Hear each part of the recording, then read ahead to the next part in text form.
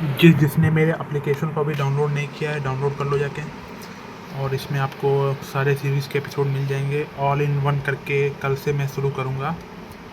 और उसमें 3 रूथलेस के, 3 मिस्टीरियस मैन गंगा के और 3 ड्रैगन लॉर्ड के चारों सीरीज़ के 3-3 एपिसोड 30-30 मिनट के आया करेंगे।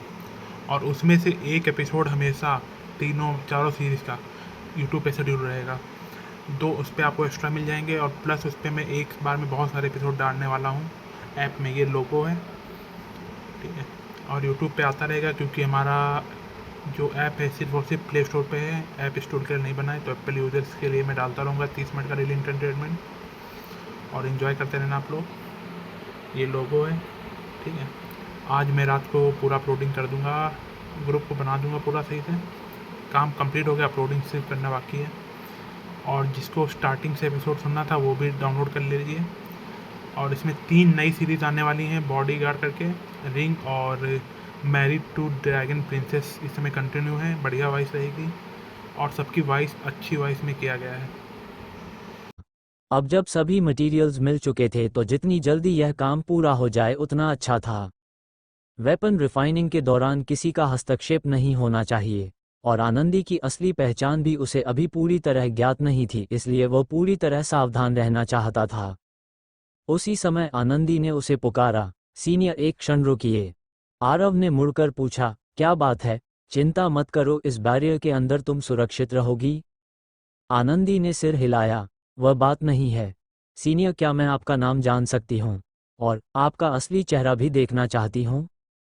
आरव ने भौहें सिकोड़ लीं। क्या ये जरूरी है? आनंदी थोड़ी झिझकी, फिर बोली, मुझे डर है कि आप मुझे यहाँ छोड़कर अकेले चले जाएंगे। अब आरव समझ गया। वह स्त्री डर रही थी कि कहीं वह उसका खजाना लेकर उसे अकेला न छोड़ दे। उसने थोड़ी देर सोचा, फिर कहा, ठीक है, मैं फ्लोइंग लाइट स्वॉर्ड सेक्ट से हूँ। मेरा नाम धीरज है। स्वाभाविक रूप से उसने अपना असली नाम नहीं बताया। इसके बाद उसने अपना मास्क उतार दिया और वह चेहरा दिखाया जो उसने डिस्गाइज करके धीरज जैसा बना रखा था। आनंदी मुस्कुराई। सीनियर इतने युवा हैं, क्या मैं आपको ब्रदर कह सकती हूँ? ठीक है, तुम यहीं इंतजार करो। ये कहकर आरव फॉर्मेशन के अंदर चला गया। समय बहुत कम था, इसलिए उसने तुरंत फर्नेस निकाला और वेपन रिफाइनिंग शुरू कर दी। उसने पहले भी 100 से अधिक मीटियोराइट गॉड्स बनाए थे, इसलिए उसे पूरी प्रक्रिया अच्छी तरह याद थी। अब उसे केवल अपग्रेड करना था। पहले मटेरियल्स को रिफाइन करना था, फिर अंदर मौजूद अरे को सेलेस्टियल अरे में बदलना था। उसने एक एक करके मटेरियल्स फर्नेस में डाले और नेदरवर्ल्ड कॉफायर से उनकी अशुद्धियां हटाकर शुद्ध एसेंस निकाला। वेपन रिफाइनिंग पिल रिफाइनिंग की तुलना में अधिक समय लेता है। लगभग 1 घंटे बाद बाकी मटेरियल्स रिफाइन हो गए और अंत में उसने थंडर अक्यूमुलेशन स्टोन फर्नेस में डाल दिया। यह उच्च स्तर का इमॉर्टल मटेरियल था, इसलिए इसे रिफाइन करना और भी कठिन था। अगर उसके पास नेदरवर्ल्ड कॉफायर न होती तो शायद इसमें और भी अधिक समय लगता। तेज आग की गर्मी में वह बैंगनी भूरा पत्थर धीरे धीरे पिघलने लगा। आखिरकार सारी अशुद्धियां हट गईं और फर्नेस के अंदर एक बैंगनी भूरा तरल बन गया जो लगभग बास्केटबॉल जितना बड़ा था। आरव ने गहरी सांस ली। अब ठीक है। उसने एक मीटियोराइट गॉड निकालकर फर्नेस में डाल दी। आग की गर्मी से वह भी धीरे धीरे पिघलने लगी। इसके बाद उसने क्रम से बाकी रिफाइंड मटेरियल्स उसमें मिलाए। उसने नया आर्टिफैक्ट बनाने के बजाय फ्यूजन अपग्रेड का तरीका चुना, क्योंकि मीटियोराइट गॉड के कुछ मूल मटेरियल्स बहुत खास थे और उनके लिए इमॉर्टल रेल्म में अभी कोई विकल्प नहीं था। करीब 1 घंटे बाद थंडरस्टोन पूरी तरह GOURD में मिल गया। अब मीटियोराइट गॉड का रंग काले से बदलकर बैंगनी भूरा हो गया था और उसका आकार भी थोड़ा बड़ा हो गया था। आरव ने माथे का पसीना पोंछा। यह अभी आधा काम था। अब सबसे जरूरी चरण था अरे इंस्क्रिप्शन। अगर यह सफल रहा तो ये GOURD सच में सेलेस्टियल आर्टिफैक्ट बन जाएगी। सौभाग्य से एंशंट एंशिएंट मेडिकल सेक्ट की दूसरी विरासत मिल चुकी थी, वरना उसकी पहले वाली फर्स्ट टियर इमॉर्टल अरे मास्टर की क्षमता से यह संभव नहीं होता। करीब आधे घंटे बाद उसने अंतिम अरे भी पूरा कर दिया। अचानक उसके सामने रखा मीटियोराइट गॉड तेज रोशनी से चमक उठा और उससे सेलेस्टियल आर्टिफैक्ट की विशेष ऑरा निकलने लगी। आरव हंस पड़ा। आखिरकार सफल हो गया। उसने गॉड हाथ में उठाकर ध्यान से देखा। अब ये सच में एक लो ग्रेड सेलेस्टियल आर्टिफैक्ट बन चुकी थी। उसकी शक्ति पहले से 10,000 गुना बढ़ गई थी। अगर यह गॉड पहले वाली एक्सटिंक्शन लाइटनिंग ट्रिब्यूलेशन के समय होती तो एक ही गॉड पर्याप्त होती। लेकिन अब वो इमॉर्टल रेल्म में था। यहाँ की ट्रिब्यूलेशन कितनी भयानक होगी इसका अंदाज़ा लगाना मुश्किल था। इसलिए उसे और तैयारी करनी चाहिए। उसने तुरंत दूसरी मीटियोराइट गॉड रिफाइन करनी शुरू कर दी। पहले अनुभव के कारण अब काम तेजी से होने लगा। दूसरी गॉड 1 घंटे से भी कम समय में तैयार हो गई।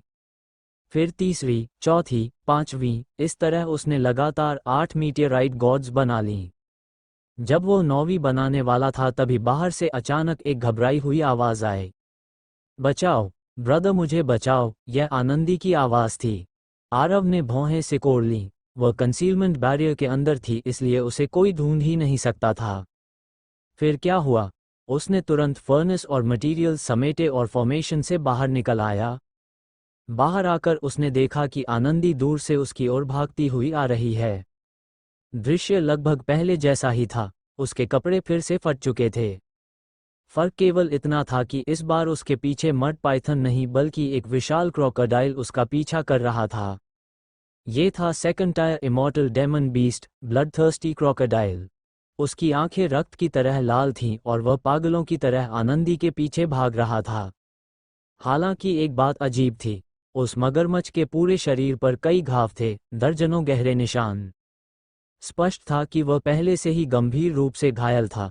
आनंदी की हालत बहुत खराब थी, लेकिन जैसे ही उसने आरव को देखा वह तुरंत उसकी ओर दौड़ती हुई आ गई और घबराकर पुकारने लगी, ब्रदर मुझे बचाइए। बेबस होकर आरव ने एक बार फिर उसे अपने पीछे कर लिया और अपनी इमॉर्टल स्वॉर्ड उठाकर सामने आ रहे ब्लडथर्स्टी क्रोकोडाइल पर वार कर दिया।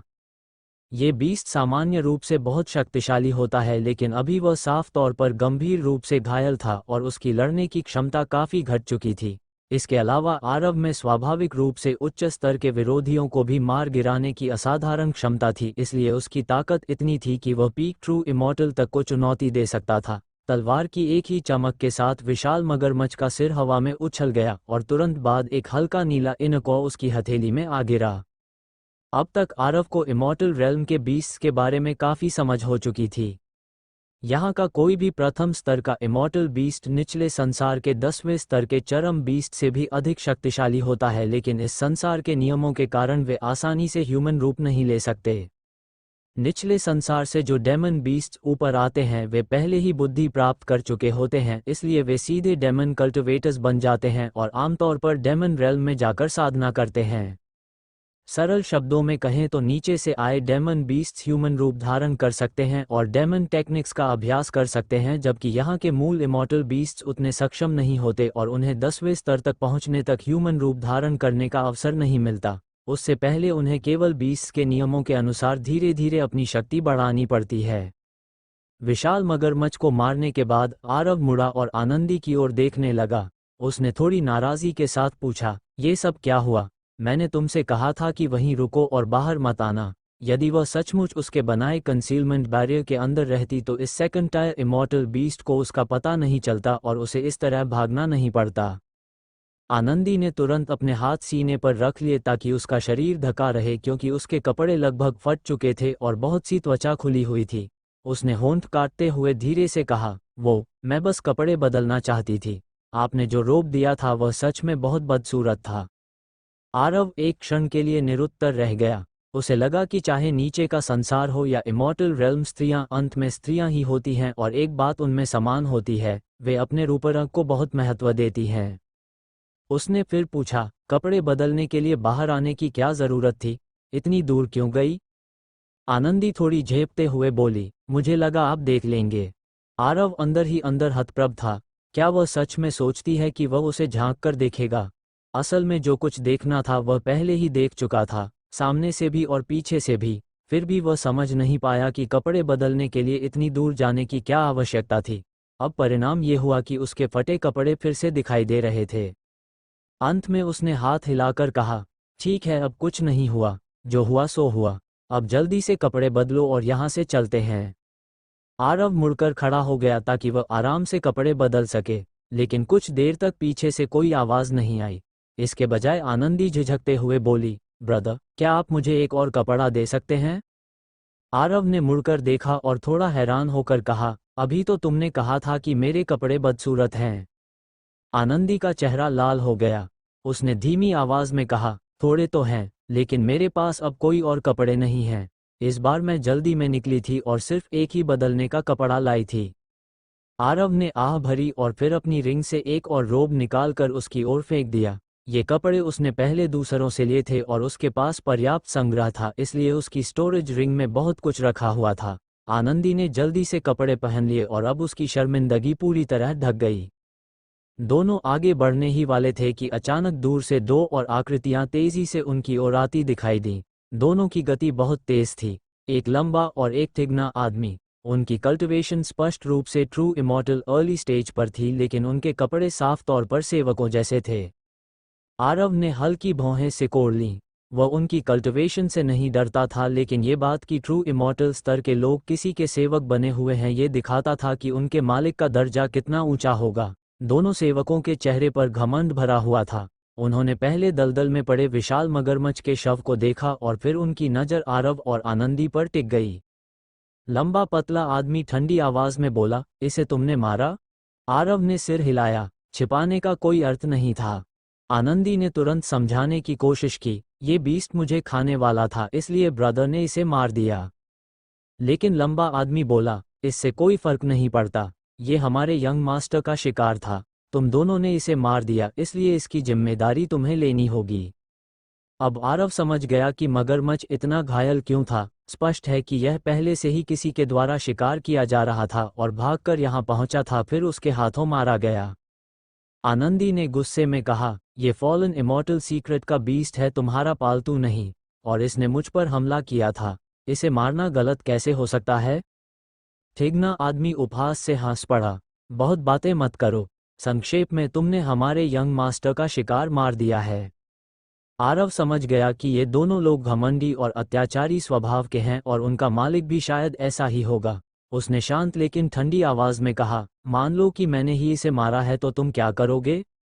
लंबा आदमी व्यंग्य से हंसा, तुमने हमारे यंग मास्टर का मनोरंजन खराब किया है, इसलिए तुम्हें मरना होगा।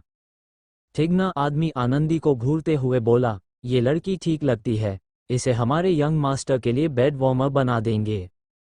आनंदी ने गुस्से से थूक दिया, नीच लोग। आरव का चेहरा भी ठंडा हो गया। वह अनावश्यक झगड़ा नहीं चाहता था, लेकिन उसे किसी से डर भी नहीं था। उसने कहा, मैं तुम्हें जीने का मौका दे रहा हूं, अभी यहां से चले जाओ। दोनों आदमी जोर से हंस पड़े। एक वॉइड इमॉर्टल हमें धमकी दे रहा है। ठीक है, अभी तुम्हें मौत के घाट उतार देता हूं। लंबा आदमी आगे बढ़ा और आरव को पकड़ने के लिए हाथ बढ़ाया। उसकी नज़र में वॉइड इमॉर्टल चाहे पीक ही क्यों न हो, उसके सामने एक चींटी से अधिक कुछ नहीं था। आनंदी घबराकर चिल्लाई, ब्रदर भाग जाइए।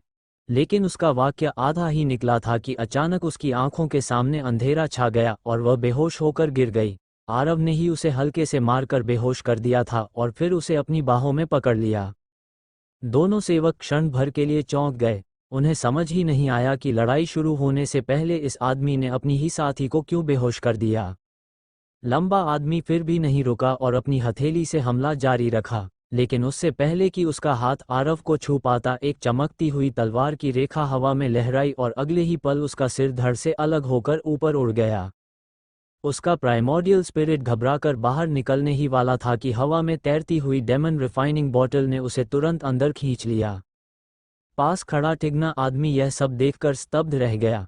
उसे बिल्कुल उम्मीद नहीं थी कि परिस्थिति इतनी जल्दी पलट जाएगी। सबसे अधिक उसे उस छोटी बोतल से डर लगा, क्योंकि वह एक इमॉर्टल की प्राइमोर्डियल स्पिरिट को भी खींच सकती थी। Not bad. आरव ने संतोष के साथ सिर हिलाया। उसे 2 और इमॉर्टल एसेंस पिल्स मिल गई थीं, जो ऐसे खजाने थे जो उसकी ताकत को जल्दी बढ़ाने में मदद कर सकते थे। उन दोनों लोगों से निपटने के बाद वह मुड़ा और आनंदी को याद दिलाया, मैंने इस औरत को बेहोश इसलिए किया था ताकि डेमन रिफाइनिंग बॉटल का रहस्य उजागर न हो जाए। अब जब मामला पूरी तरह सुलझ चुका है तो स्वाभाविक रूप से इसकी अब कोई ज़रूरत नहीं है। ब्रदर भागो। आनंदी ने अपनी आंखें खोलीं और जोर से चिल्लाई, लेकिन फिर उसने महसूस किया कि उसके आसपास कोई आवाज़ नहीं थी और उसके पास केवल आरव ही खड़ा था। ब्रदर, वे लोग कहाँ हैं? आरव ने अपने बगल में पड़े शवों की ओर इशारा किया। वही हैं? ओह, तुमने उन्हें मार दिया। आनंदी को यकीन ही नहीं हो रहा था, आखिर वे असली ट्रू इमॉर्टल्स थे और वह भी दो। आरव हल्का सा मुस्कुराया। यहाँ और कोई है क्या? आनंदी ने अपनी बड़ी आंखें झपकाईं। ब्रदर, आखिर तुम्हारा कल्टिवेशन लेवल क्या है? मैं वॉइड इमॉर्टल रेल्म के पीक पर हूँ। आरव ने सच ही कहा। वॉइड इमॉर्टल रेल्म का पीक? फिर तुमने दो ट्रू इमॉर्टल्स को कैसे मार दिया? आनंदी अपनी सोच से बाहर आई और पूछने लगी, वैसे क्या अभी तुमने ही मुझे बेहोश किया था? आरव ने कहा, हाँ, मैंने तुम्हें बेहोश किया था, उन दोनों को भ्रमित किया और फिर अचानक एक ही तलवार के वार से उन्हें मार दिया। ये, आनंदी पूरी तरह उलझ गई। हालात इतने अप्रत्याशित थे कि पहले तो उसे लगा उसका दिमाग ठीक से काम ही नहीं कर रहा है। वो अभी पूरी तरह समझ भी नहीं पाई थी कि क्या हुआ है। तभी दूर से 7-8 और लोग तेजी से दौड़ते हुए आ गए। इन लोगों को देखकर आरव का दिल धक से रह गया। ऐसा लग रहा था कि उसने लापरवाही कर दी थी। उसे उन दोनों को मारने के बाद तुरंत यहाँ से चले जाना चाहिए था। लेकिन ये लोग बहुत तेजी से पहुंच गए और जाने का कोई समय ही नहीं मिला। पलक झपकते ही वे लोग उन्हें घेर चुके थे। उनका नेता एक युवा आदमी था जो लगभग 20 या 30 साल का लग रहा था। उसने बेहद शानदार कपड़े पहन रखे थे, ठुड्डी ऊपर उठी हुई थी, नाक आसमान की ओर थी और उसके चेहरे पर घमंड साफ झलक रहा था।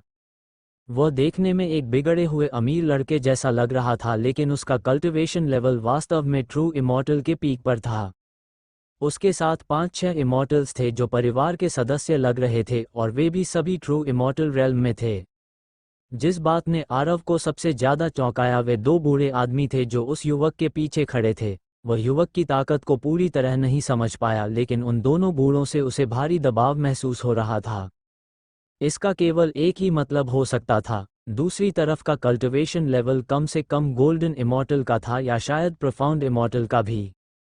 अपनी प्रेजेंट ताकत के साथ वह एक बड़े स्तर को पार करके ट्रू इमॉर्टल को आसानी से मार सकता था, लेकिन गोल्डन इमॉर्टल के सामने जीतने की उसकी कोई संभावना नहीं थी और प्रोफाउंड इमॉर्टल की तो बात ही अलग थी। लेकिन अब कुछ किया भी नहीं जा सकता था।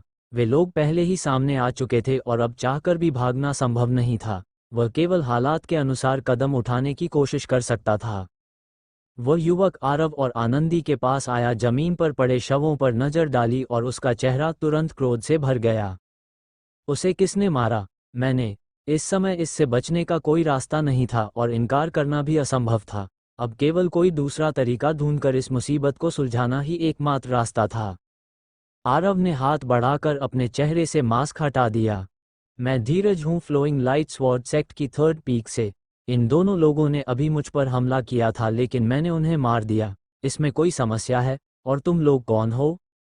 इस समय भागना असंभव था और सीधी टक्कर लेना भी पर्याप्त नहीं था। उसकी एकमात्र उम्मीद यही थी कि फ्लोइंग लाइट स्वॉर्ड सेक्ट की प्रतिष्ठा का उपयोग करके सामने वाले को डराया जाए। उसकी जानकारी के अनुसार flowing light sword sect blossom heaven की 4 महान इमॉर्टल सेक्ट्स में से एक थी और कोई भी आसानी से उसे नाराज करने की हिम्मत नहीं करता था। बात खत्म करने के बाद उसका चेहरा शांत बना रहा, लेकिन उसके दिल की धड़कन तेज हो गई थी और वह सोच रहा था कि क्या सेक्ट की प्रतिष्ठा सच में काम आएगी। ये तरीका सच में असरदार साबित हुआ। उसकी बात खत्म होने के बाद उस युवक के चेहरे का भाव थोड़ा बदल गया और उसका घमंड भी कुछ कम हो गया। तुम कैसे साबित कर सकते हो कि तुम फ्लोइंग लाइट स्वॉर्ड सेक्ट से हो? ये बहुत आसान है। आरव ने कलाई घुमाई और उसकी हथेली में एक टोकन दिखाई दिया। वह धीरज की आइडेंटिटी टोकन थी जिसे उसने धीरज को लूटते समय उसकी स्टोरेज रिंग के साथ ले लिया था। वह युवक काफी देर तक उस टोकन को ध्यान से देखता रहा। जब उसे यकीन हो गया कि उसमें कोई खामी नहीं है, तब उसने कहा, ठीक है, अब तुम जा सकते हो। आरव ने राहत की सांस ली। चलते हैं। ये कहकर वह आनंदी के साथ जाने के लिए मुड़ा, लेकिन वह युवक उसके रास्ते में आकर खड़ा हो गया। आरव का चेहरा गंभीर हो गया। इसका क्या मतलब है? वह युवक बोला, बहुत आसान है। तुम फ्लोइंग लाइट स्वॉर्ड सेक्ट के डिसाइपल हो, इसलिए मैं तुम्हें थोड़ी इज्जत दे सकता हूं, लेकिन यह औरत यहीं रहेगी।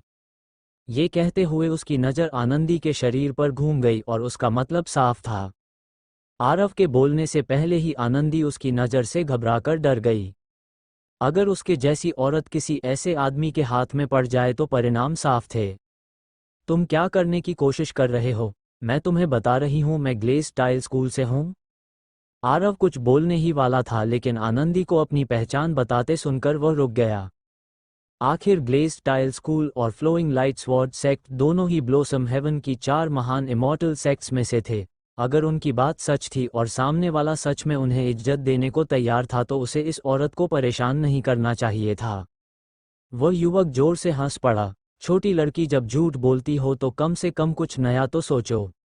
वो फ्लोइंग लाइट स्वॉर्ड सेक्ट से है और तुम ग्लेज़ टाइल सेक्ट से हो। तुम्हारे पास क्या सबूत है? मैं अपना आइडेंटिटी टोकन साथ नहीं लाई, लेकिन मैं सच में ग्लेज़ टाइल स्कूल से हूँ। हा, ये तो सच में दिलचस्प है। अगर मैं तुम्हारी जगह होता तो और भी बड़ा झूठ बोलता और कहता कि मैं अपर हेवन डोमेन से हूँ। आरव ने हल्का सा भौहें सिकोड़ ली। चाहे वह औरत सच बोल रही हो या नहीं, लेकिन सबूत की कमी ने स्थिति को थोड़ा मुश्किल बना दिया था। वह युवक साफ तौर पर उसकी बात पर विश्वास नहीं कर रहा था। उसने हाथ हिलाया और कहा, इसे मेरे साथ वापस ले चलो। मुझे इसकी अच्छी तरह जांच करनी होगी कि यह सच में आइस सेक्ट से है या नहीं। इतना कहकर वह फिर से हंस पड़ा और उसकी हंसी में अश्लीलता और वासना साफ झलक रही थी। उसके पीछे खड़े नौकर भी हंस पड़े और उनमें से 2 आगे बढ़े और उसे पकड़ने के लिए हाथ बढ़ाया। आनंदी केवल एक वॉइड इमॉर्टल थी और 2 ट्रू इमॉर्टल्स के सामने बिल्कुल असहाय थी। वह घबराकर चिल्लाई, तुम लोग क्या कर रहे हो? मैं सच में ग्लेज़ टाइल सेक्ट से हूँ। तुम्हें इसका पछतावा होगा। लेकिन वे दोनों परिवार के सदस्य बिल्कुल भी प्रभावित नहीं हुए और सीधे उसके दोनों हाथ पकड़ लिए। एक-एक ने एक-एक बाजू पकड़ ली। अभी के अभी रुक जाओ। उसी समय एक लंबा कद का व्यक्ति उनके सामने आकर खड़ा हो गया। वह आरव था, जिसने आगे बढ़कर आनंदी को अपने पीछे सुरक्षित कर लिया। उस युवक का चेहरा ठंडा पड़ गया। अरे छू, तुम क्या करना चाहते हो? आरव शांत स्वर में बोला, मैंने उससे वादा किया है कि मैं उसकी रक्षा करूंगा, इसलिए तुम उसे छू नहीं सकते। लड़के, क्या तुम अपनी औकात से ज्यादा नहीं सोच रहे हो? उस युवक का चेहरा ठंडा हो गया। तुम अभी तक यह नहीं जानते कि मैं कौन हूं, है ना? मेरा नाम अनुज है। मैं 7 फीन सेक्ट से हूं। मेरे दादा सेक्ट के ग्रैंड एल्डर हैं। मेरी 7 फीन सेक्ट मूल रूप से एक सेकंड क्लास सेक्ट है जो फ्लोइंग लाइट स्वॉर्ड सेक्ट से ज़्यादा अलग नहीं है, और इसके अलावा हमारे पीछे राइचस यांग सेक्ट का समर्थन भी है। क्या तुम्हें सच में लगता है कि मैं तुमसे डरता हूँ? तुम्हें जाने देना ही पहले से बहुत बड़ा एहसान है, फिर भी तुम मेरी औरत छीनने की कोशिश कर रहे हो। तुम मौत को बुला रहे हो। मैं तुम्हें आखिरी मौका दे रहा हूँ, यहाँ से निकल जाओ। वह झूठ नहीं बोल रहा था। 7 फीन सेक्ट वास्तव में काफ़ी शक्तिशाली थी और ब्लोसम हेवन की 4 महान इमॉर्टल सेक्ट्स के बाद सबसे ताकतवर मानी जाती थी। इसके अलावा 7 फीन सेक्ट और सोमनाथ सेक्ट के बीच संबंध भी काफ़ी कॉम्प्लेक्स थे। 7 फीन सेक्ट के सेक्ट मास्टर की पत्नी सोमनाथ सेक्ट के सेक्ट मास्टर की छोटी बहन थी। अनुज ग्रैंड एल्डर का पोता था, जबकि आरव ने जो टोकन अभी दिखाया था वह केवल एक साधारण आउटर डिसाइपल का था। इसी वजह से वो फ्लोइंग लाइट स्वॉर्ड सेक्ट के डिसाइपल को ज़्यादा गंभीरता से नहीं ले रहा था। ज़्यादा से ज़्यादा वो उन्हें यहाँ से जाने के लिए कह सकता था। वह घबराकर मुड़ा और भागने लगा, लेकिन आरव ने उसे मौका नहीं दिया। उसकी तलवार फिर से चमकी और अगले ही क्षण वह आदमी 2 टुकड़ों में बट गया। उसकी प्राइमोर्डियल स्पिरिट भी तुरंत डेमन रिफाइनिंग बॉटल में समा गई। कुछ ही पलों बाद बोतल के तल में 2 सुनहरी गोलियां दिखाई दीं, दोनों immortal essence pills. Brother, Anandi घबराई हुई और बेचारी सी दिख रही थी। एक पल के लिए उसे समझ ही नहीं आया कि क्या कहे। दिल की गहराई में वह स्वाभाविक रूप से चाहती थी कि यह आदमी उसे बचा ले, लेकिन वह ये भी देख सकती थी कि सामने वाले की ताकत आरव की क्षमता से बहुत अधिक थी। आमतौर पर इमॉर्टल वर्ल्ड में ताकत को ही सबसे ज़्यादा महत्व दिया जाता है और हर इमॉर्टल स्वभाव से स्वार्थी भी होता है। जब किसी को पता हो कि वह सामने वाले से कमज़ोर है तो कोई भी अपने आप को बलिदान करने के लिए तैयार नहीं होता। इसके अलावा दोनों की मुलाकात को अभी केवल कुछ ही घंटे हुए थे और वे सिर्फ जान पहचान वाले थे, करीबी दोस्त भी नहीं। अनुज को पूरा विश्वास था कि आरव जरूर पीछे हट जाएगा और आनंदी भी यही सोच रही थी। अगर ऐसा होता तो उसे कोई शिकायत नहीं होती, आखिर यह किसी भी इंसान के लिए सामान्य चुनाव था। लेकिन परिणाम अप्रत्याशित था। आरव के चेहरे पर पीछे हटने का कोई इरादा नहीं था, बल्कि वह और भी दृढ़ दिखाई दे रहा था। मैंने उससे वादा किया है कि मैं उसकी रक्षा करूंगा और मैं अपना वादा नहीं तोड़ूंगा। आनंदी एक पल के लिए स्तब्ध रह गई, उसकी आंखों में कॉम्प्लेक्स भावनाएं भर गईं। उसने इतने पैसे देने के अपने कारण थे, लेकिन उसने कभी उम्मीद नहीं की थी कि सामने वाला व्यक्ति अपने वादे को इतनी निष्ठा से निभाएगा। यह उसके लिए पूरी तरह अप्रत्याशित था। अनुज की आंखों में हत्या की चमक उभरी। तुमने खुद मौत को बुलाया है, इसलिए मुझे दोष मत देना। यह मत समझो कि तुम सिर्फ एक मामूली आउटर डिसाइपल हो। भले ही तुम सेक्ट लीडर के पर्सनल डिसाइपल क्यों न हो तो क्या हुआ, ये फॉलन इमॉर्टल सीक्रेट है। यहाँ मैं तुम्हें मार भी दूं तो किसी को पता नहीं चलेगा।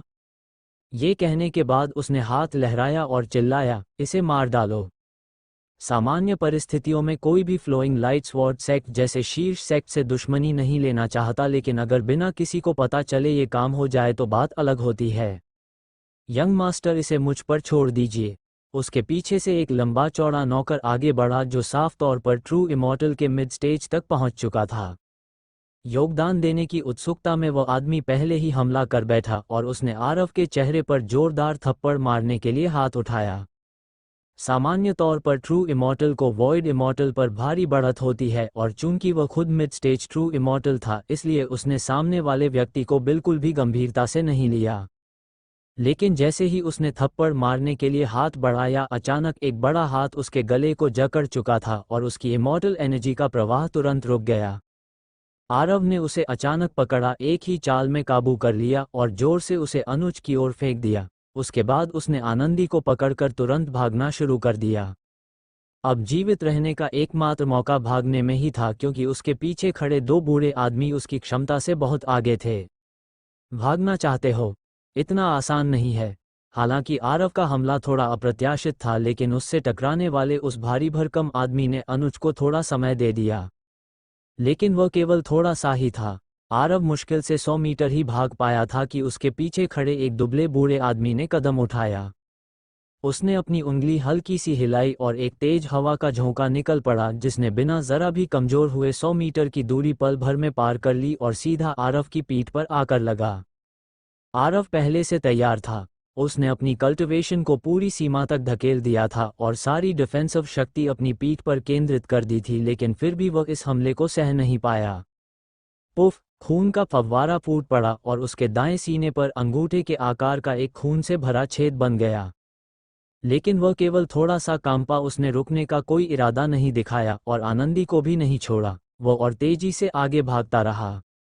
अभी के हमले से उसने अंदाजा लगा लिया था कि इस बूढ़े आदमी की कल्टिवेशन रूबी रेल्म तक पहुंच चुकी है। उससे 3 स्तर ऊपर का ऐसा ओपोनेंट उसकी क्षमता से पूरी तरह बाहर था। अगर वह रुकता तो निश्चित मौत थी, जबकि भागने में शायद थोड़ी सी उम्मीद बची थी। अनुज ने हाथ हिलाकर अपने नौकर को एक तरफ धकेल दिया। उसका चेहरा क्रूरता से भर गया। लड़के, क्या तुम मुझे छेड़कर बच निकलने की सोच रहे हो? मुझे वह जिंदा चाहिए। पहले उसे अपाहिज बना दो। अब वह केवल उसे मारने से संतुष्ट नहीं था। इससे उसके दिल का गुस्सा शांत नहीं होता। उसका उद्देश्य था उसे पकड़ना, उसे बुरी तरह यातना देना और फिर उसे भयानक मौत देना। चिंता मत कीजिए यंग मास्टर, ये तो बस एक चींटी है, यह मेरी पकड़ से नहीं बच सकती। दुबला बूढ़ा आदमी थोड़ा हैरान जरूर हुआ था, लेकिन उसने इसे ज्यादा गंभीरता से नहीं लिया। उसके चेहरे पर अब भी बिल्ली और चूहे के खेल जैसा भाव था और उसने 2 और उंगलियां आगे बढ़ाईं। Puff puff! हालांकि आरव ने अपनी गति को पूरी सीमा तक बढ़ा दिया था, फिर भी वह उस बूढ़े के हमले से बच नहीं पाया और उसकी टांगों में 2 और खून से भरे छेद बन गए। वह लड़खड़ाया लेकिन रुका नहीं। वह अभी भी पूरी ताकत से भागता रहा। आनंदी यह सब देख रही थी और उसकी आंखों में कॉम्प्लेक्स भावनाएं उभर आईं। इसमें कोई शक नहीं था कि आरव गंभीर रूप से घायल हो चुका था। अगर वह उसे छोड़ देता या अनुज को सौंप देता तो शायद अपनी जान बचा सकता था। फिर भी इस समय तक भी वह उसे छोड़ने का कोई संकेत नहीं दे रहा था और लगातार अपनी जान बचाने के लिए भाग रहा था। दोनों की जान पहचान को अभी ज्यादा समय भी नहीं हुआ था, फिर भी एक वादे के लिए वह इतनी जान लगाकर उसकी रक्षा कर रहा था। ये बात उसकी समझ से बाहर थी। ब्रदर, आप मुझे नीचे क्यों नहीं रख देते? चुप रहो। आरव के पास बेकार की बातों के लिए समय नहीं था। उसने जोर से डांट लगाई और पागलों की तरह भागता रहा। हालांकि उसे डांट पड़ी थी, फिर भी आनंदी को जरा भी गुस्सा नहीं आया। इसके बजाय उसके दिल में एक गर्माहट और एक ऐसी खुशी पैदा हुई जो उसने पहले कभी महसूस नहीं की थी। उस आदमी के दृढ़ चेहरे को देखते हुए उसकी आंखों में आंसू भर आए। इन वर्षों में कुछ लोग उसकी सुंदरता के दीवाने थे और कुछ उसके दर्जे के लिए उसकी खुशामद करते थे, लेकिन इस तरह की निस्वार्थ रक्षा उसने पहले कभी महसूस नहीं की थी। हा भागो, देखते हैं तुम कहाँ तक भाग सकते हो।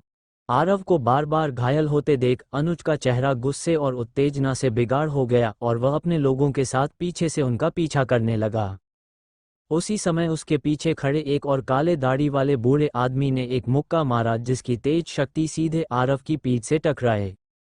हालांकि उनके बीच कम से कम 100 मीटर की दूरी थी, लेकिन वह हमला फिर भी माउंटेन जैसी ताकत के साथ आया और उसे रोकना असंभव था। उफ! उस मुक्के से आरव बुरी तरह घायल हो गया। उसके अंदरूनी अंग जलते हुए महसूस हो रहे थे और उसने अचानक खून की एक धार उगल दी जो पूरी की पूरी आनंदी की गोरी गर्दन पर जा गिरी। कुछ ही सांसों के भीतर लगी लगातार चोटों ने उसकी ताकत को तेजी से गिरा दिया और उसकी गति भी धीमी पड़ गई। पलक झपकते ही अनुज और उसके लोगों ने उसे घेर लिया। ब्रदर, क्या आप ठीक हैं? आनंदी घबराकर उसके मुंह के कोने से खून पोंछने लगी, लेकिन जितना वह पोंछती उतना ही खून निकलता जाता, मानो रुकने का नाम ही नहीं ले रहा हो। ब्रदर, आप मुझे छोड़कर खुद क्यों नहीं चले जाते? मेरे बिना वे आपका पीछा नहीं करेंगे। असंभव, मैं उन लोगों में से नहीं हूं जो अकेले भागने के लिए औरतों को छोड़ देते हैं। लगातार घायल होने के बावजूद आरव के चेहरे पर जरा भी डर नहीं था, बल्कि उसकी आंखों में एक तीव्र चमक उभर आई थी। हाँ, मुझे नहीं पता था कि तुम इतने पागल हो। ये सुनकर अनुज जोर से हंस पड़ा। उसकी आंखों में मजाक और तिरस्कार भरा था। आज ये लड़की मेरी है, देखते हैं तुम मुझे कैसे रोकते हो। उसने तुरंत हमला नहीं किया, मानो इस बिल्ली चूहे के खेल का आनंद ले रहा हो। आरव ने उसकी तरफ ध्यान नहीं दिया और इसके बजाय नीचे देखती हुई घबराई आनंदी की ओर देखा। चिंता मत करो, मैं तुम्हारी रक्षा करने का अपना वादा नहीं तोड़ूंगा। ये कहने के बाद उसके हाथ में अचानक एक सुनहरा टैलिस्मन प्रकट हुआ। उसकी इमॉर्टल एनर्जी के सक्रिय होते ही वह तेज चमकने लगा और फिर चटाक की आवाज के साथ आनंदी की पीठ पर चिपक गया। ये देखकर अभी तक घमंड से भरा अनुज अचानक चौंक गया। धत, ये 100 माइल एस्केप टैलिस्मन है ब्रदर। आनंदी को तुरंत समझ आ गया कि क्या हुआ है। उसने हाथ बढ़ाकर आरव को खींचने की कोशिश की, लेकिन उसने उसे दूर धकेल दिया। जब बबीटा ने उसे ये 100 माइल एस्केप टैलिस्मन दिया था तब उसने साफ साफ कहा था कि इसे केवल एक ही व्यक्ति इस्तेमाल कर सकता है, और आरव इस बेहद कीमती टैलिस्मन को बेकार नहीं करना चाहता था। सबसे जरूरी बात यह थी कि उसके अपने कुछ योजनाएं भी थीं। चूंकि इन हरामियों ने उसे इस स्थिति तक पहुंचा दिया था, इसलिए वह उन्हें आसानी से बचकर जाने नहीं देना चाहता था। एक सुनहरी रोशनी ने आनंदी के शरीर को घेर लिया और अगले ही पल वो उसी जगह से गायब हो गई। 100 माइल एस्केप टैलिस्मन कल्टिवेशन वर्ल्ड के इल्यूजनरी स्टोन जैसा ही था। फर्क सिर्फ इतना था कि इसकी टेलीपोर्टेशन दूरी बहुत ज़्यादा नहीं थी, लगभग 100 मील के आसपास। हालांकि ये दूरी बहुत ज़्यादा नहीं थी, लेकिन ये कई इमॉर्टल्स की डिटेक्शन रेंज से बाहर थी और संकट के समय किसी की जान बचा सकती थी। धत तेरे की, तुमने सच में मेरी औरत को भगा दिया। अनुज काफी समय से आनंदी पर नजर गड़ाए हुए था और उसे अपना शिकार समझ रहा था, लेकिन उसने कभी नहीं सोचा था कि आरव उसे भगा देगा। उसका चेहरा गुस्से से बिगाड़ हो गया और उससे भयानक हत्या की भावना निकलने लगी। इसे मार डालो, आओ देखते हैं तुम मुझे मार भी सकते हो या नहीं। ये कहकर आरव ने हाथ उठाया और 3 सुनहरी गोलियां अपने मुंह में निगल लीं। ये इमॉर्टल एसेंस पिल्स थीं जिन्हें पहले 3 ट्रू इमॉर्टल्स की प्राइमोर्डियल स्पिरिट से बनाया गया था। इन्हें निगलने से साधारण गोलियों की तुलना में कल्टिवेशन लेवल बहुत तेजी से बढ़ता है।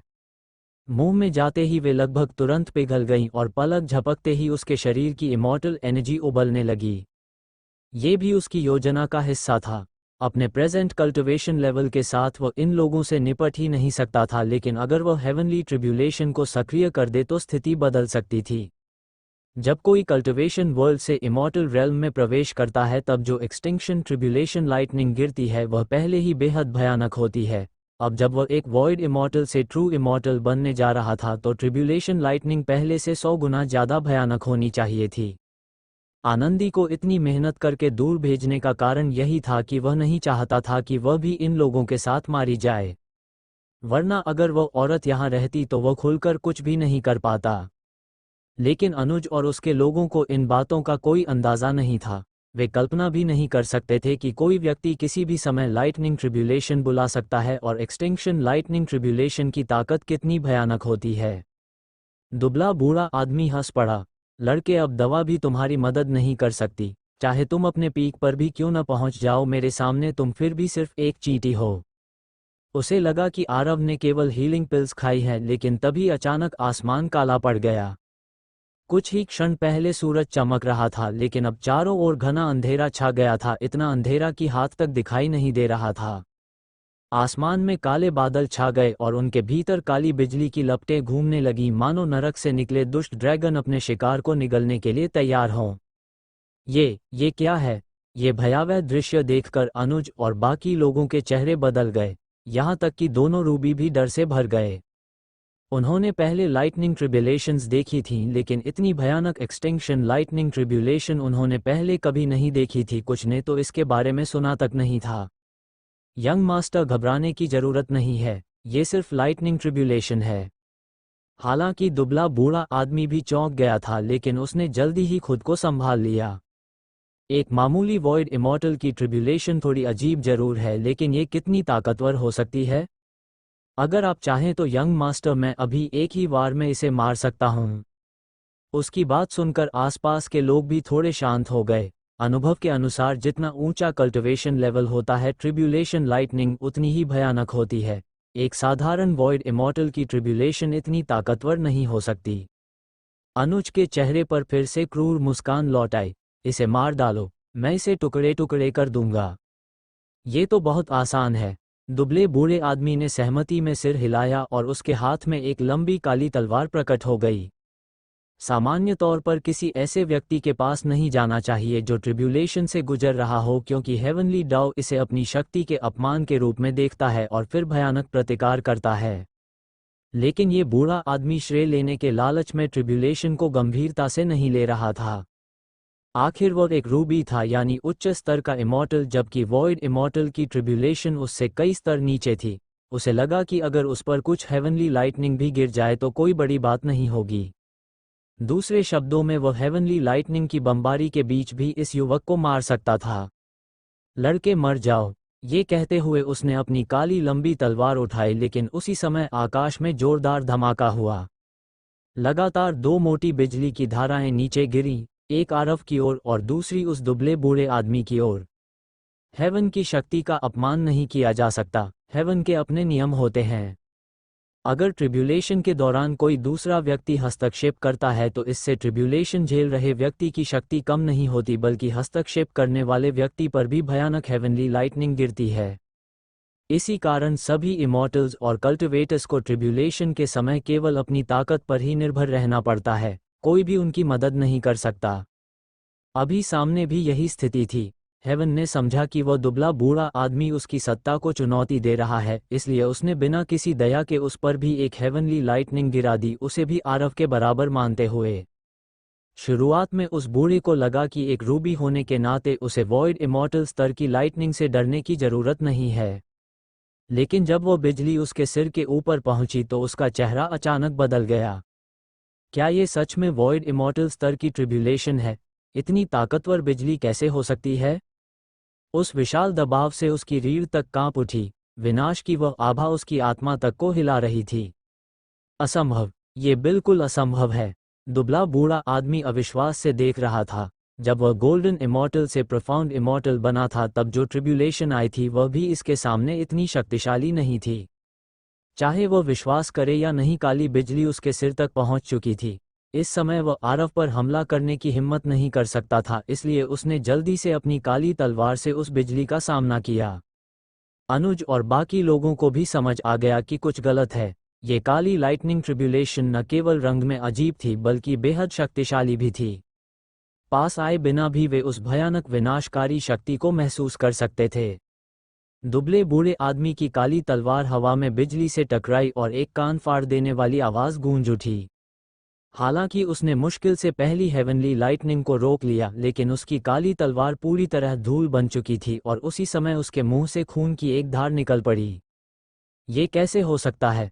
उस बूढ़े के झुर्रीदार चेहरे पर गहरा सदमा छा गया। वह एक सम्मानित रूबी था, फिर भी वह एक वॉइड इमॉर्टल की ट्रिब्यूलेशन को भी नहीं झेल पाया। और इससे भी ज़्यादा डरावनी बात यह थी कि यह तो सिर्फ शुरुआत थी।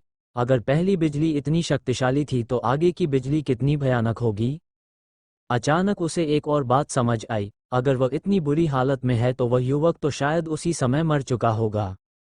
उसने सिर घुमाकर देखा, लेकिन आरव वहां बिल्कुल शांत खड़ा था और उसे व्यंग्य भरी मुस्कान से देख रहा था। यह असंभव है। उसे साफ महसूस हुआ था कि अभी दो बिजली की धाराएं गिरी थीं, एक उसने तोड़ दी थी और दूसरी सीधे उस युवक पर गिरी थी। हालांकि उसने किसी तरह उसे झेला था, लेकिन इसकी कीमत बहुत बड़ी थी। उसकी सेलेस्टियल वेपन नष्ट हो गई थी और वह खून भी उगल चुका था। लेकिन सामने वाला व्यक्ति ऐसे खड़ा था मानो कुछ हुआ ही ना हो। आरव ने उसकी ओर देखकर हंसते हुए कहा, बूढ़े आदमी, क्या तुम मुझे मारना नहीं चाहते थे? आओ कोशिश करो। इस समय वह बेहद खुश था। लगता था उसकी भविष्यवाणी सही थी। एक्सटिंक्शन ट्रिब्यूलेशन सच में इतनी भयानक थी कि एक रूबी भी उसे झेल नहीं सकता था। दुबला बूढ़ा आदमी गुस्से से कांप उठा और उसकी आंखों में आग जलने लगी। वह उस युवक को तुरंत मार डालना चाहता था। लेकिन तभी आकाश में फिर से गरजती हुई बिजली की आवाज़ गूंजी और ऐसा लग रहा था कि दूसरी बिजली गिरने वाली है। उस क्षण उसे किसी और चीज़ की परवाह नहीं रही। अपनी जान से ज़्यादा जरूरी कुछ नहीं था, इसलिए वह तुरंत मुड़कर भागने लगा। लेकिन दुर्भाग्य से वह ये भूल गया कि जब कोई हेवनली डाउ के साथ उलझ जाता है तो वह एक मौत की लड़ाई बन जाती है। प्रेजेंट एक्सटिंक्शन ट्रिब्यूलेशन उसे कैसे भागने दे सकती थी? आकाश में गरजती हुई बिजली चमकी और चार मोटी बिजली की धाराएं नीचे गिरीं, दो आरव की ओर और दो उस दुबले बूढ़े आदमी की ओर। धत तेरे की, ये इतनी जल्दी कैसे आ गई? दुबला बूढ़ा आदमी गुस्से में जोर से गाली देने लगा। ये लाइटनिंग ट्रिब्यूलेशन न केवल असामान्य रूप से शक्तिशाली थी, बल्कि इसके बीच का अंतराल भी डरावना रूप से छोटा था, जो उसकी पहले वाली गोल्डन इमॉर्टल ट्रिब्यूलेशन से बहुत कम था। बस थोड़े ही समय में दूसरी ट्रिब्यूलेशन लाइटनिंग पहले ही गिर चुकी थी। अब भागना संभव नहीं था, इसलिए उसने मजबूर होकर अपनी कलाई घुमाई और उसकी हथेली में एक और भाला प्रकट हो गया। लेकिन इससे पहले कि वह ट्रिब्यूलेशन लाइटनिंग का सामना करता, उसकी आंखों के सामने अचानक एक ठंडी चमक उभरी। आरव ने अचानक एक सेलेस्टियल स्वॉर्ड पकड़ ली थी, जिसकी तेज धार आसमान को चीरती हुई सीधे उसकी ओर वार कर रही थी। ये दुबला बूढ़ा आदमी पूरी तरह हैरान रह गया। सामने वाला उसकी तरफ हमला क्यों कर रहा था, बजाय इसके कि वह अपने सिर के ऊपर गिर रही दो बिजली की धाराओं से निपटे? क्या उसे मरने का डर नहीं था? सामान्य परिस्थितियों में आरव की ताकत उसके एक बाल को भी नुकसान नहीं पहुंचा सकती थी और वह उसके लिए जरा भी खतरा नहीं था। लेकिन अभी स्थिति अलग थी। उसके सिर के ऊपर जो दो काली बिजली की धाराएं थीं, उनमें से कोई भी उसकी जान ले सकती थी। इस स्थिति में वह आने वाली तलवार की रोशनी की परवाह ही नहीं कर सकता था और उसे अपनी सारी ताकत ट्रिब्यूलेशन लाइटनिंग से निपटने में लगानी पड़ी। उसने भाला हवा में घुमाया, लेकिन गरजती हुई बिजली के बीच वह भाला तुरंत लोहे की धूल में बदल गया। ये बिजली पहले वाली से कहीं ज्यादा शक्तिशाली थी। वह दर्जनों मीटर दूर उछलकर जा गिरा और उसका पूरा शरीर जलकर काला हो गया। खून ऐसे बह रहा था जैसे कोई कीमत ही न हो और उसकी आधी जान लगभग निकल चुकी थी। लेकिन जमीन पर गिरने से पहले ही तलवार की धार उसके सामने आ चुकी थी। नहीं, दुबले बूढ़े आदमी ने गुस्से और पछतावे से भरी हुई गर्जना की। उसने कभी नहीं सोचा था कि एक दिन वह एक साधारण वॉइड इमॉर्टल के हाथों मारा जाएगा, लेकिन अब वही हो रहा था। उसकी इमॉर्टल एनर्जी अभी अभी पूरी तरह खत्म हो चुकी थी और वह गंभीर रूप से घायल भी था। ऐसे में एक वॉइड इमॉर्टल की तलवार के सामने भी उसके पास बिल्कुल प्रतिरोध की शक्ति नहीं थी। जैसे ही तलवार चमकी, उसका सिर हवा में उछल गया और उसकी आंखों में अनंत नफरत और पछतावा भरा हुआ था। चारों तरफ खड़े लोग पूरी तरह स्तब्ध रह गए। वे जानते थे कि ये दुबला बूढ़ा आदमी उनमें सबसे ज्यादा शक्तिशाली था। वह 7 फीन सेक्ट द्वारा भेजा गया अनुज का निजी अंगरक्षक था और रूबी स्तर का विशेषज्ञ था, लेकिन अब वो एक वॉइड इमॉर्टल के हाथों मारा जा चुका था।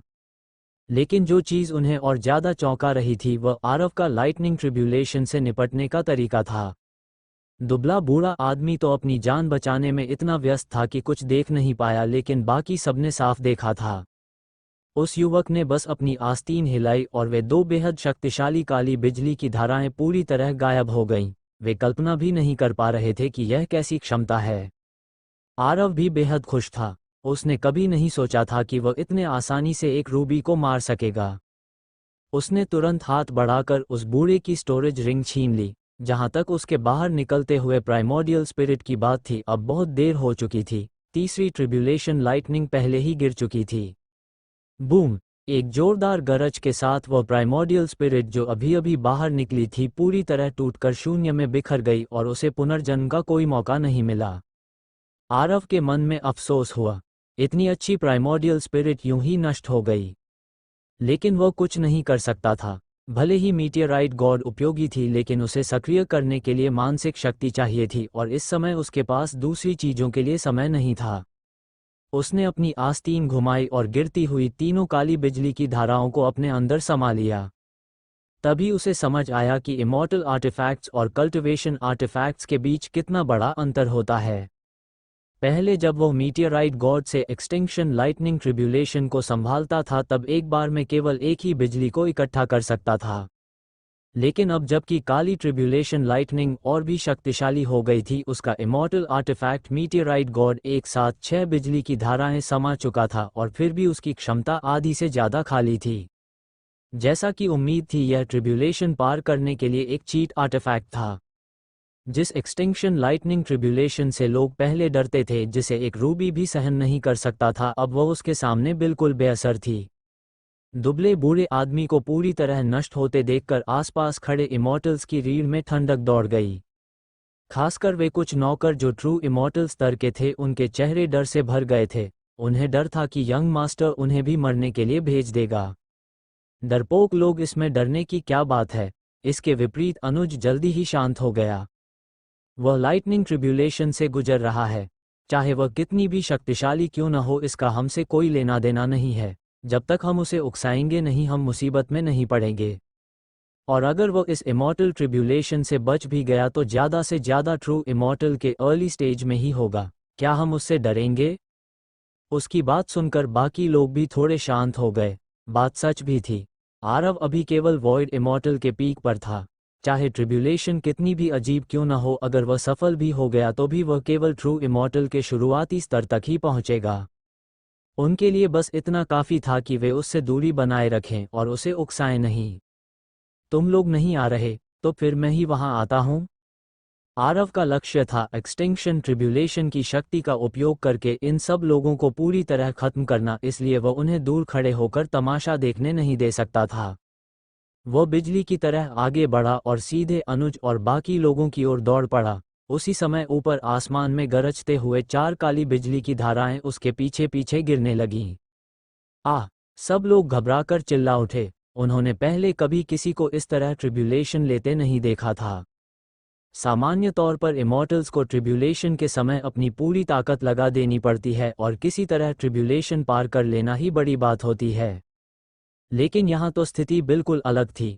कोई व्यक्ति एक साथ ट्रिब्यूलेशन भी झेल रहा था और दूसरों पर हमला भी कर रहा था। सबसे बड़ी बात यह थी कि यह ट्रिब्यूलेशन बेहद भयानक थी, लेकिन वह युवक बिल्कुल भी डरा हुआ नहीं लग रहा था। सब कुछ इतना तेजी से हुआ कि नौकरों को भागने का समय ही नहीं मिला और वे आरव की इमॉर्टल स्वॉर्ड के नीचे मारे गए। केवल वह काली दाढ़ी वाला बूढ़ा आदमी जो रूबी स्तर का था तेजी से किनारे हट गया। अनुज जो ट्रू इमॉर्टल के पीक पर था बाकी लोगों से तेज था और किसी तरह घबराई हालत में एक तरफ भाग गया। क्या तुम मुझे मारना नहीं चाहते थे? क्या तुम मुझे अच्छी तरह यातना नहीं देना चाहते थे? अब क्यों भाग रहे हो? आओ मेरे साथ खेलो। आरव ने रुकने का कोई इरादा नहीं दिखाया और अनुज का पीछा करते हुए फिर से हमला कर दिया। इस तरह फॉलन इमॉर्टल सीक्रेट में एक अजीब दृश्य बन गया। एक ट्रू इमॉर्टल पीक आगे पागलों की तरह भाग रहा था, जबकि एक वॉइड इमॉर्टल उसके पीछे पीछे दौड़ रहा था। आसमान में गरजती हुई बिजली लगातार गिर रही थी और काली विनाशकारी डिवाइन लाइटनिंग लगातार नीचे आ रही थी।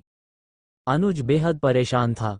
वह एक साधारण वॉइड इमॉर्टल द्वारा पीछा किया जा रहा था, फिर भी वह पलटकर हमला करने की हिम्मत नहीं कर पा रहा था। आखिर सबके सामने उस दुबले बूढ़े आदमी का अंजाम मौजूद था। अगर कोई ट्रिब्यूलेशन झेल रहे व्यक्ति पर हमला करता है तो इसका मतलब होता है हेवनली ट्रिब्यूलेशन को उकसाना और फिर लाइटनिंग ट्रिब्यूलेशन का पागलपन भरा हमला सहना पड़ता है। इस बीच आरव इमॉर्टल एसेंस पिल को रिफाइन कर रहा था। उसके शरीर की इमॉर्टल एसेंस तेजी से बढ़ रही थी और धीरे धीरे ट्रू इमॉर्टल रेल्म के करीब पहुंच रही थी। उसकी ताकत लगातार बढ़ रही थी। वह पहले ही स्तर पार करके ट्रू इमॉर्टल पीक को मार सकता था और अब अनुज तो उसका मुकाबला ही नहीं कर पा रहा था। दोनों के बीच की दूरी तेजी से कम होती जा रही थी। अपने सिर के ऊपर काली बिजली की शक्ति को महसूस करते हुए अनुज ने पहली बार मौत को अपने बेहद करीब महसूस किया। अब स्थिति यहाँ तक पहुँच चुकी थी कि उसके पास लड़ने की हिम्मत नहीं बची थी और वह केवल हार मान सकता था। अरे छू नाम वाले, मुझे जाने दो और हम इसे बराबर मान लेते हैं, आरव ने कहा। तुमने अभी थोड़ी देर पहले मेरा इतना पीछा किया जिससे मुझे 100 माइल एस्केप टैलिस्मन बर्बाद करना पड़ा, और अब तुम सोचते हो कि सब बराबर हो गया। इतनी आसान बात नहीं है। अनुज ने इधर उधर देखा और पाया कि वह काली दाढ़ी वाला बूढ़ा आदमी पहले ही बहुत दूर छिप चुका था और उस पर भरोसा नहीं किया जा सकता। आखिरकार उसके पास केवल एक ही विकल्प बचा, अपने पीछे की ताकत का सहारा लेना। लड़के, अगर तुमने मुझे मारने की हिम्मत की तो मेरे दादा तुम्हें कभी नहीं छोड़ेंगे और 7 फीन सेक्ट भी तुम्हें नहीं छोड़ेगी। तुम्हें लगता है मैं डरता हूँ? आरव ने मजाक भरे स्वर में कहा। अभी थोड़ी देर पहले तुमने ही कहा था कि यह फॉलन इमॉर्टल सीक्रेट है और अगर मैं तुम्हें मार भी दूं तो बाहर किसी को पता नहीं चलेगा। जब उसने देखा कि सामने वाला और करीब आता जा रहा है तो अनुज ने बेबसी से कहा, बताओ तुम्हें क्या चाहिए ताकि तुम मुझे जाने दो? आरव हल्का सा मुस्कुराया और बोला, अपनी रिंग मुझे दे दो, तब मैं इस बारे में सोच सकता हूँ। नहीं। अनुज इतना गुस्से में आ गया कि उसकी आंखों से आग निकलने लगी। उसे पहले लगा था कि सामने वाला बस कुछ इमॉर्टल क्रिस्टल्स ऐंठना चाहता है, लेकिन उसने कभी नहीं सोचा था कि वह पूरी तरह उसे लूटने की कोशिश करेगा और सीधे उसकी स्टोरेज रिंग ही मांग लेगा। अगर नहीं देना चाहते तो रहने दो, फिर मैं तुम्हारे मरने का इंतजार करूंगा और खुद ही ले लूंगा। आरव को बिल्कुल भी फर्क नहीं पड़ा और दोनों के बीच की दूरी और भी कम हो गई। उसी समय अनुज को काली दाढ़ी वाले बूढ़े आदमी की वॉइस ट्रांसमिशन सुनाई दी। यंग मास्टर, सबसे जरूरी आपकी जान बचाना है। पैसा तो बस बाहरी चीज है, पहले उसे रिंग दे दीजिए। ट्रिब्यूलेशन खत्म होने के बाद हम इसे वापस ले सकते हैं। वो बूढ़ा भी एक रूबी स्तर का विशेषज्ञ था। वह यहाँ से भागा नहीं था लेकिन आगे बढ़ने की हिम्मत भी नहीं कर रहा था क्योंकि दुबले बूढ़े आदमी का हाल उसकी आंखों के सामने था। अगर वह आरव पर हमला करता और हेवन को नाराज कर देता तो उसका अंत भी निश्चित था। अनुज के दिल में हलचल हुई। बात सच थी, आरव अभी उस अजीब हेवनली लाइटनिंग पर निर्भर था। जैसे ही ट्रिब्यूलेशन खत्म होगी उसके पास कोई ट्रम्प कार्ड नहीं बचेगा और तब उसे मारना उतना ही आसान होगा जितना हाथ पलटना। मेरा पीछा करना बंद करो, मैं तुम्हें रिंग दे देता हूँ। उसने बिना झिझक अपनी कलाई घुमाई और स्टोरेज रिंग आरव की तरफ फेंक दी। यही सही है। आरव हंस पड़ा, हाथ बढ़ाकर रिंग पकड़ ली और तुरंत अपनी इमॉर्टल स्वॉर्ड से एक तेज तलवार की रोशनी छोड़ दी। अनुज को लगा था कि रिंग देने के बाद वह सुरक्षित हो जाएगा। उसका मन अभी थोड़ा शांत ही हुआ था कि अचानक उसकी छाती पर 1 फुट लंबा घाव तलवार से कट गया। तुम बेशर्म हरामी, तुमने कहा था कि रिंग देने पर मुझे जाने दोगे। वह गुस्से से पागल हो गया। उसने कभी इतना बेशर्म इंसान नहीं देखा था। पहले पैसा लिया और फिर तुरंत हमला कर दिया। आरव मुस्कुराया, मैंने कब कहा था कि तुम्हें जाने दूंगा? मैंने सिर्फ इतना कहा था कि मैं इस पर सोचूंगा और सोचने के बाद मेरा फैसला है। मैं सहमत नहीं हूं। ये कहते हुए उसने फिर से तलवार चलाई और इस बार भी जरा भी दया नहीं दिखाए। तुम हरामी, मैं तुमसे जान की बाजी लगाकर लड़ूंगा। अनुज गुस्से में चीख पड़ा। उसने अपनी लंबी तलवार निकाली और पूरी ताकत से आगे बढ़ा। लेकिन दुर्भाग्य से उसकी ताकत पहले से ही आरव से कम थी और अब आरव धीरे धीरे ट्रू इमॉर्टल रेल्म के करीब पहुंच रहा था जबकि अनुज घायल भी था। सीधी भिड़ंत में उसकी तलवार 2 टुकड़ों में टूट गई और उसकी बाईं बांह उड़कर दूर जा गिरी। ये देखकर दूर खड़ा काली दाढ़ी वाला बूढ़ा आदमी बस भौहें सिकोड़कर रह गया लेकिन मदद के लिए आगे नहीं बढ़ा। हालांकि उसका कर्तव्य अनुज की रक्षा करना था लेकिन वह कुछ नहीं कर सकता था। सामने वाले की हेवनली लाइटनिंग बहुत भयानक थी और अगर वह आगे बढ़ता तो उसकी मौत निश्चित थी। आखिर उसकी जान भी उसकी अपनी थी। वह सिर्फ इतना कर सकता था कि यंग मास्टर की मौत के बाद उसका बदला ले। अनुज की एक बांह कट चुकी थी। खून तेजी से बह रहा था और उसका चेहरा पीला पड़ गया था। उसका सारा घमंड और अहंकार गायब हो चुका था। छू नाम वाले बदमाश, मेरे दादा ग्रैंड एल्डर हैं। अगर तुमने सेवन फीन्स सेक्ट के किसी सदस्य को मार दिया तो हम तुम्हें कभी नहीं छोड़ेंगे। इसीलिए तो मैं तुम्हें अभी खत्म कर रहा हूँ। अगर मैं तुम्हें मार दूंगा तो किसी को पता ही नहीं चलेगा। आरव ने ये कहते हुए फिर से तलवार चला दी। तुमने मुझे मजबूर कर दिया है, अनुज ने कहा और उसके हाथ में एक स्लिवर जैसा पत्थर प्रकट हुआ। फिर वो जोर से चिल्लाया, दादा, मुझे मारने वाला फ्लोइंग लाइट स्वॉर्ड सेक्ट का धीरज है, आपको मेरा बदला लेना होगा। उसकी आवाज़ खत्म भी नहीं हुई थी कि तलवार की रोशनी उसके सिर पर पहुंच गई और उसे तुरंत दो टुकड़ों में काट दिया।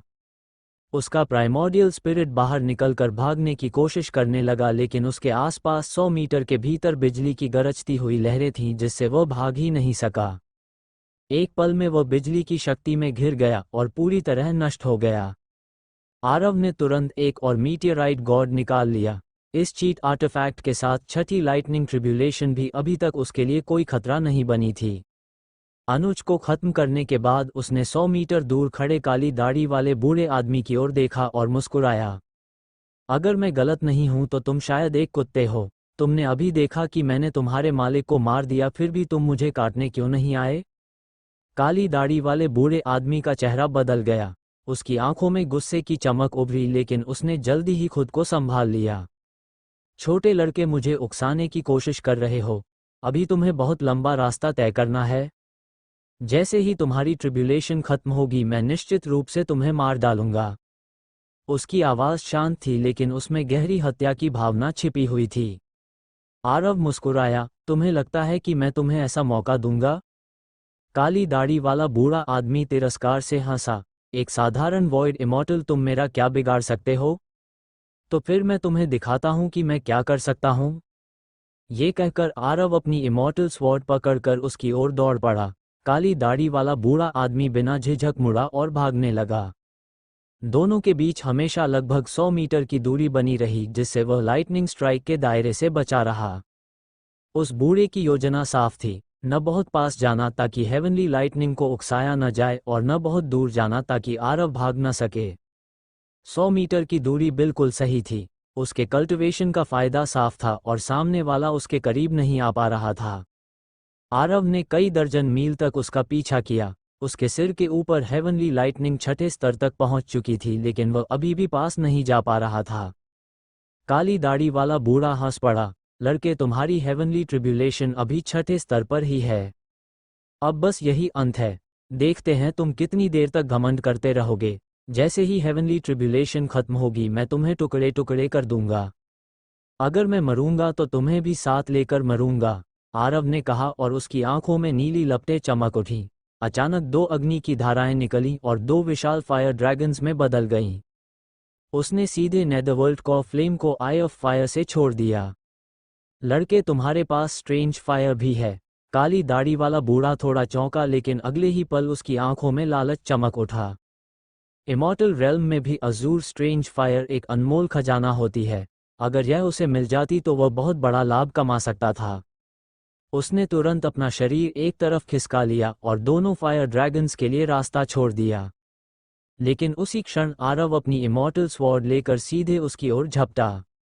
बूढ़े आदमी ने फिर वही रणनीति अपनाई, पीछे हटना और 100 मीटर की दूरी बनाए रखना। लेकिन तभी अचानक उसके पास 2 आकृतियां प्रकट हो गईं और उसने ध्यान भटकते ही उसे कसकर पकड़ लिया। धत! काली दाढ़ी वाले बूढ़े का चेहरा बदल गया। उसकी इमॉर्टल एनर्जी तेजी से फूटी और उसने दोनों आकृतियों को दर्जनों मीटर दूर उड़ा दिया। लेकिन वह छोटा सा समय भी काफी था। ये सब आरव की योजना का हिस्सा था। पहले उसने स्ट्रेंज फायर से उसका ध्यान भटकाया, फिर अपने डाउ बॉडी को चुपचाप पास आने दिया ताकि वह भाग न सके। फिर उसने टेलीपोर्ट करके पीछे से उस बूढ़े आदमी को पकड़ लिया। जब उसे डाउ बॉडीज ने पकड़ा था तब वह इतना नहीं घबराया था, लेकिन जैसे ही आरव ने उसे पकड़ लिया वह पूरी तरह घबरा गया। क्योंकि उसके ऊपर आसमान में बिजली गरज रही थी। वह भागना चाहता था लेकिन भाग नहीं सकता था और इमॉर्टल एनर्जी चलाने से भी डर रहा था कि कहीं हेवनली डाउ हमला न कर दे। इसी झिझक में आसमान में गर्जना हुई और एक साथ 6 काली बिजली की धाराएं नीचे गिरीं। हाय! उस क्षण काली दाढ़ी वाला बूढ़ा पछतावे से भर गया। उसने सब कुछ बहुत सोच समझकर किया था, लेकिन फिर भी इस युवक के जाल में फंस गया। अगर पहले से पता होता तो वो और सावधान रहता और कम से कम 1 किलोमीटर की दूरी बनाए रखता। लेकिन अब बहुत देर हो चुकी थी। 6 ट्रिब्यूलेशन लाइटनिंग विश्व विनाशक शक्ति के साथ उन दोनों पर गिर चुकी थी। मैं नहीं मानता कि मेरा रूबी शरीर एक साधारण वॉइड इमॉर्टल से कमज़ोर है। उसने दांत भींचकर अपनी इमॉर्टल एनर्जी चलाने की कोशिश की ताकि ट्रिब्यूलेशन लाइटनिंग को रोक सके, लेकिन यह उसकी सबसे बड़ी भूल थी। हालांकि आरव ने उन 6 बिजली में से आधी अपने ऊपर ले ली थी, फिर भी बची हुई 3 बिजली उसके लिए सहन करना असंभव थी। उसकी इमॉर्टल एनर्जी तुरंत टूट गई और अगले ही पल उसका पूरा शरीर राख बनकर हवा में बिखर गया। सारे ग्रुप बन गए हैं एप्लीकेशन में और कल से अपलोडिंग है इसकी।